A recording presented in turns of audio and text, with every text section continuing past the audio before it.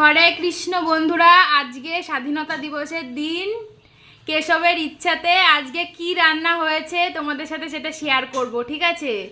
ও রান্না এইমাত্র শেষ হলো, ও গন্ধেতে আর ঠাকুর ঘরে থাকতে পারছে না। ওই রান্নাঘরে চলে এসেছে দেখার জন্য যে কি কি রান্না করেছে আমার মাইয়া। ঠিক আছে, দেখাচ্ছি তোমাদের সাথে। এই দেখো,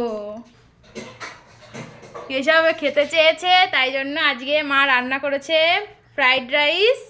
আর কি এটা কি মা? ওই তো আলু সয়াবিন দিয়ে কষা। আলু সয়াবিন দিয়ে একটা কষা কষা তরকারি, যেটা কেশবের খুবই খেতে ইচ্ছা করছিল।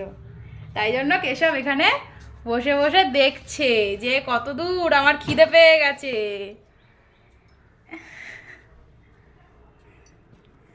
তো তুমি কিছু বলবে কেশব? কিছু বলবে সবাইকে?